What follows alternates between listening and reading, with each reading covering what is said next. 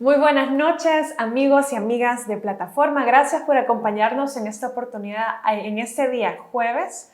Mi nombre es Claudia Ortiz y estoy muy feliz de poder compartir estos minutos de reflexión de temas de coyuntura nacional.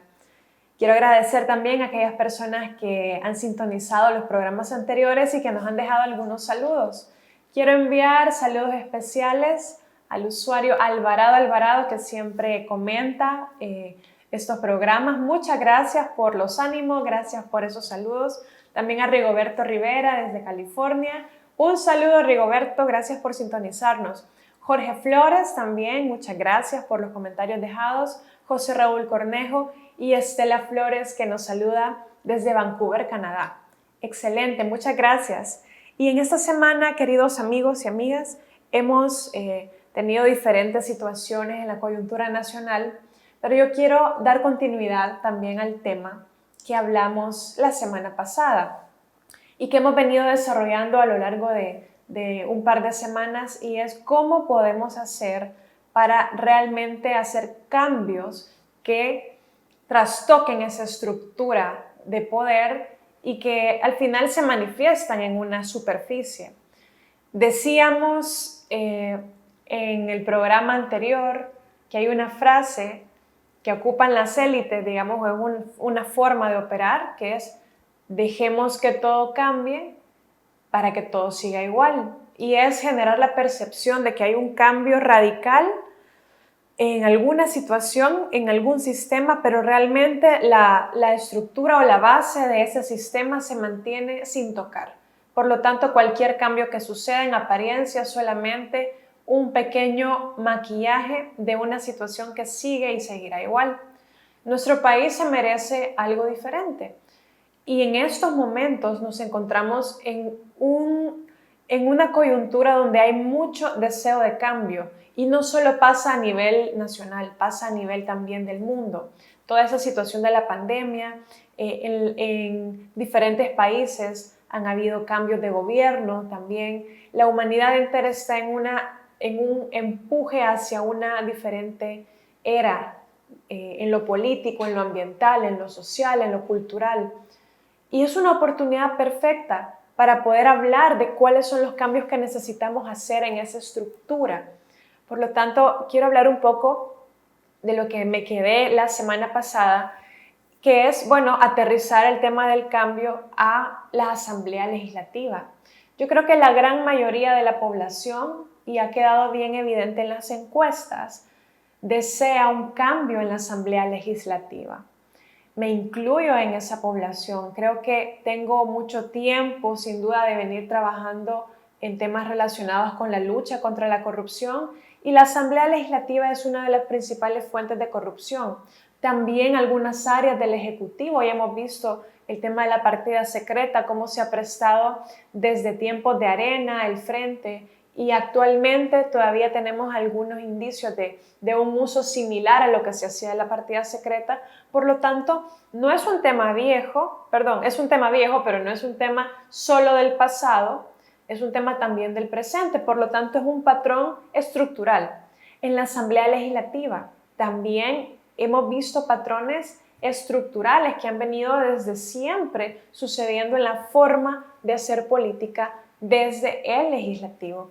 Y no son cuestiones de hoy día, son cuestiones de siempre, pero que si no reparamos en ese tipo de prácticas y en esos patrones, puede venir un cambio de colores en la Asamblea Legislativa, de rostros, pero al final podemos sacar a los corruptos que están actualmente en la Asamblea Legislativa, pero pueden venir otros a ocupar su lugar y hacer exactamente lo mismo. Entonces no vamos a salir de nada. Merecemos como país, y no solo merecemos, es necesario y urgente poder empujar cambios que sean realmente radicales, que sean realmente de raíz y estructurales. Y hablemos un poco de qué sería un cambio real en la Asamblea Legislativa. Por un lado, tenemos que tener conciencia de qué es lo que queremos limpiar, cuáles son los principales focos de corrupción en la Asamblea Legislativa. Y yo diría que son básicamente tres. Por un lado, como lo mencionaba la semana pasada, la Asamblea Legislativa es ocupada, su presupuesto es ocupado como la caja chica de los partidos políticos para hacer trabajo electoral. ¿Cómo se da esto? Ya conocemos el fenómeno de los asesores, de los asesores, de los asesores.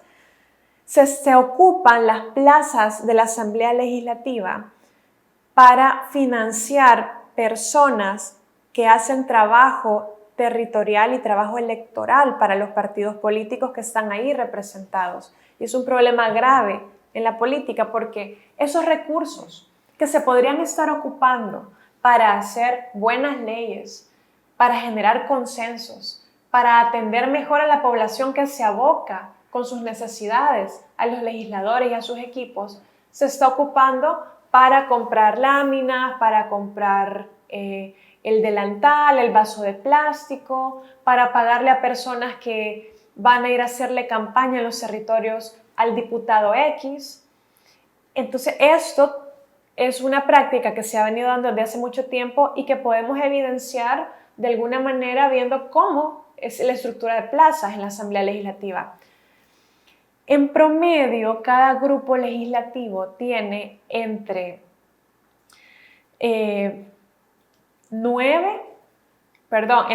7, que es lo menos, digamos, ¿verdad?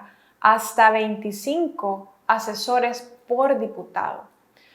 Por ejemplo, Arena, que tiene 37 diputados, tiene 367 empleados, de los cuales 14 son asesores de la fracción. Podemos decir que hay un promedio de 9 empleados por diputado. El caso del FMLN, 198 empleados para una fracción de 23 diputados. En promedio, 8 empleados por diputado. El caso del PDC es muy llamativo porque una fracción de 3 diputados tiene 76 empleados, lo cual da un promedio de 25 empleados por diputado, de los cuales solo 7 son asesores reportados. ¿Qué hacen los demás? Con una fracción pequeña y tener un grupo de empleados legislativos tan grande, ¿qué hacen? Se están ocupando las plazas de la Asamblea Legislativa para pagar trabajo territorial previo o para pagar gente que le hace el trabajo a los diputados para su campaña electoral. ¿Cómo podemos saber esto? Transparencia es la respuesta.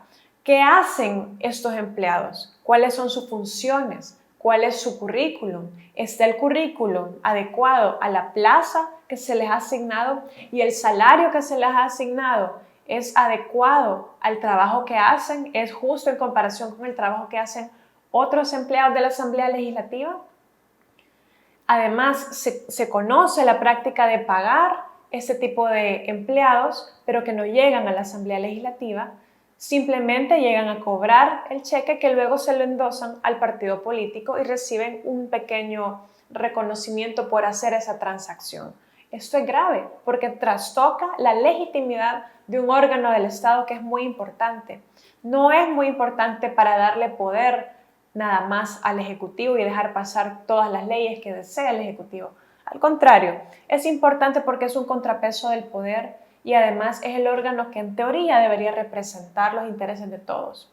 Pero luego, hablemos del segundo problema que yo veo en la Asamblea Legislativa y son las prácticas de enriquecimiento ilícito a partir de los diferentes privilegios que tienen los diputados y diputadas. Por un lado, el tema de que de alguna manera empezó a ser superado, pero había un problema muy grave de enriquecimiento a partir de los viáticos de viajes. El diputado que salía de viaje a una misión supuestamente oficial, pero era para atender la invitación de salvadoreños en la ciudad X de Estados Unidos para asistir a la fiesta de coronación de la reina de la ciudad. ¿Es esa la labor de un diputado y para eso le tenemos que pagar viáticos excesivos y gastos de representación? Y ese es el ejemplo más burdo, pero hay otros ejemplos donde los diputados no pasaban su informe de qué habían ido a hacer a determinado destino. Entonces era una manera de enriquecerse ilícitamente. Esto ha ido superándose gracias a la transparencia, gracias a que ya había una obligación de reportar cuál era el objetivo del viaje, qué se había hecho y si no, la obligación de devolver lo que se había recibido, de devolver lo robado, tal cual. Y bueno, la tercera forma de corrupción, el llamado maletín negro, ¿verdad? El famoso maletín negro. Hemos hablado en programas anteriores cómo tenemos tres tipos de corrupción. La corrupción, la pequeña corrupción, que es el pequeño soborno de los empleados públicos en la atención a la población, es grave también, pero es de pequeña monta, es de 1 a 1. Decíamos en otro programa también la gran corrupción. Estamos hablando aquí de mega obras, megaproyectos con funcionarios de altísimo nivel en red de corrupción para sacar el dinero de obras o de grandes proyectos hacia empresas privadas, etc. Pero también tenemos la última forma de corrupción, que es la que se da más en la Asamblea Legislativa y que es esa base, esa estructura a la que tenemos que llegar. Y es la corrupción política. Y cuando hablo de corrupción política, quiere decir la corrupción que se realiza en el ejercicio de la toma de decisiones en tanto alguien tiene el poder de tomar esas decisiones. ¿Y qué decisiones de poder se toman en la Asamblea Legislativa? Las leyes. Las leyes que son normas que se aplican a la generalidad, a toda la ciudadanía, de una manera general y obligatoria, como lo dice la ciencia jurídica. Por lo tanto, quien tenga este poder debe ejercerlo de una manera proba, de una manera transparente. Y esas decisiones deben ser tomadas, claro, son unas decisiones políticas, donde la pluralidad en la Asamblea Legislativa debe garantizar que esas decisiones se tomen tratando de representar los intereses de la ciudadanía. Y deben ser tomadas, digamos, para honrar un proyecto político determinado, ya sea un proyecto más tirado a la derecha, a la izquierda, como ideología, con visiones diferentes de ver el mundo que tratan de confluir y llegar a un consenso, llegar a un acuerdo de país. Decisiones que deben ser tomadas también por la conciencia de quien está ahí representando esos intereses. Pero bien, esos intereses de los electores que buscan que alguien les represente, pero hablemos un momento de la representación política. ¿Cómo entendemos esto? Porque es el meollo del asunto. Cuando esa representación, que es un mandato, se corrompe, deja de ser representación y deja de ser democrática. Y esto es un patrón que hemos visto desde siempre. La representación se puede entender también de tres formas, por lo menos, según la literatura de ciencia política. Según la autora Hannah Pitkin, la representación puede ser, 1, descriptiva. ¿Qué quiere decir esto? Te representa la apariencia de la persona. Es mujer, me representa porque soy mujer. Es joven, me representa porque soy joven. Es indígena, me representa porque soy indígena. Pero no necesariamente esta representación es la más completa. Es el inicio. Te representa a alguien porque se parece a ti o porque su figura, la forma en la que describe su figura, su apariencia, es similar a ti y te podría representar. Pero la siguiente forma de representación, un poquito más arriba, es la simbólica, que me representa el discurso, lo que esa persona dice, las cosas por las cuales se pronuncia. Esto ya va un poco más profundo, ¿verdad? Porque estamos hablando de más sustancia. Pero, hablando de sustancia, la siguiente forma de representación, porque no necesariamente lo que un político dice es lo que hace, la siguiente forma de representación, que para mí es la más completa, es la sustantiva. ¿Y a qué se refiere esta? A las decisiones. Y si lo pensamos bien, al final nos representan las decisiones, no lo que dicen, no cómo se visten, no quiénes son, las decisiones que toman. Entonces, ¿cómo podemos hacer para que realmente las decisiones de nuestros representantes estén apegadas a nuestras necesidades, estén apegadas a nuestra visión del mundo y las demandas que tenemos como ciudadanía. Bueno, preguntémonos realmente a quiénes están representando. ¿Están representando esas necesidades o las de quién? Pero lo que se ve normalmente, y es que los diputados y diputadas se les achaca mucho que representan o bien a sus financistas, que no solo del sector privado, ¿verdad? Sino empresas sector privado, pero de repente también intereses de sector transporte, el típico ejemplo de los diputados que son dueños de líneas de buses. En los casos más graves, también diputados que son financiados por el narcotráfico, lo cual ya entra en un terreno muy grave que es la captura del Estado por parte de grupos criminales y la captura de las decisiones que nos afectan a todos por parte de estos grupos. También empresas a las cuales ellos son asesores o las cúpulas de los partidos. Me detengo en el anterior punto. Un diputado que trabaje, que sea pagado por una empresa para asesorarle, es un acto de franca corrupción. Y es algo también a lo que hay que abordar. Y por supuesto, las cúpulas de los partidos que buscan más el beneficio electoral. Cuando un diputado empieza a ser diputado, no debe ceñirse a los lineamientos de las cúpulas de los partidos, sí a los principios de sus estatutos, sí a los principios políticos que representa y por los cuales la gente le escogió, pero se debe a la Constitución, a las leyes y a su conciencia. Bueno, y para ir terminando, ¿cómo saber quién está detrás? ¿Cómo blindamos a un representante que podría ser alguien bueno? Podríamos decir que en la próxima Asamblea Legislativa se podrían escoger muy buenos elementos. ¿Cómo los blindamos? ¿Cómo sabemos quién está detrás de quienes llegan? Nuevamente, la respuesta es la transparencia.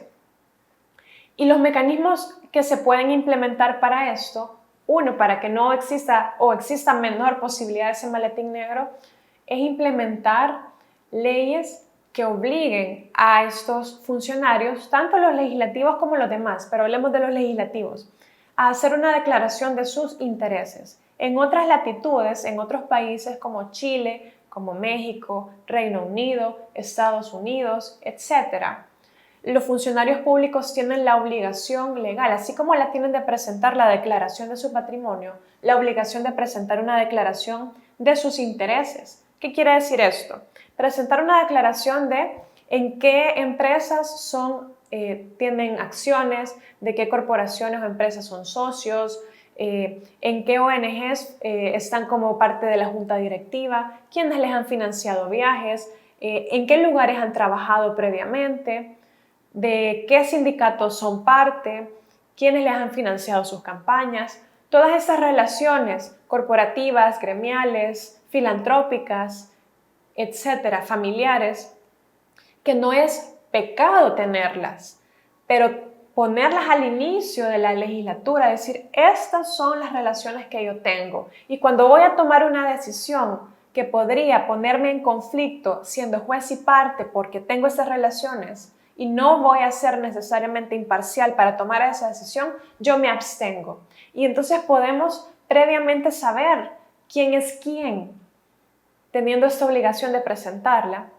Y al momento de tomar una decisión, con la transparencia de saber cómo quedaron los votos en determinada plenaria, es decir, este diputado o esta diputada votó teniendo un conflicto de interés y entonces se le va y se le denuncia para castigar una conducta en la que incurra. El conflicto de interés no es corrupción, es un riesgo de corrupción. La corrupción es tomar la decisión teniendo el conflicto de interés. Pero si se abstiene de tomar la decisión, queda blindado el diputado de entrar en esa situación ilegal, incorrecta. Y para terminar, también el tema de cómo blindamos de que se lucren, y es nuevamente fortalecer los mecanismos para la presentación de declaraciones de patrimonio. Todas las legislaturas se quedan diputados sin presentar declaraciones de patrimonio y no podemos saber al inicio de su legislatura, sabemos, tal vez no podemos saber cuánto tenían y cómo terminan, no sabemos si tuvieron un enriquecimiento superior a lo que normalmente hubiesen tenido con un salario de diputados y de repente los dividendos de alguna empresa en la que estén, por ejemplo. Entonces al final, y una de las frases que más escuchamos es que devuelvan lo robado, que lo devuelvan, pero no que se quede en discurso. Tenemos que fortalecer las leyes, las cuales permiten hacer una persecución legal para garantizar que en un juicio civil, por ejemplo, estas personas estén obligadas a devolver lo que han sustraído del Estado. Y también a fortalecer leyes como la Ley de Extinción de Dominio, que permite también que esos bienes que se adquirieron de forma ilícita, extrayendo recursos del Estado, regresen al Estado para por lo menos recuperar algo. Y ya vamos a hablar la próxima semana de cómo ese tipo de leyes fueron debilitadas en legislaturas pasadas. Y entonces aquellos que hoy están diciendo devuelvan lo robado fueron quienes votaron en alianza con los mismos de siempre para que fuera menos posible devolver eso, que cualquier corrupto, sea de cualquier partido que sea, tenga estos mecanismos para devolver lo que ha sustraído de nuestros recursos públicos. Aquí nos quedamos, queridos amigos y amigas. Gracias por la sintonía. Dejen sus comentarios, sigamos la conversación en redes sociales y pues les pido que nos sigamos cuidando, no bajemos la guardia. El virus sigue afuera, está en nuestro poder evitar que se siga expandiendo, seamos responsables y cuidémonos unos a otros. Muchas gracias y muy buenas noches.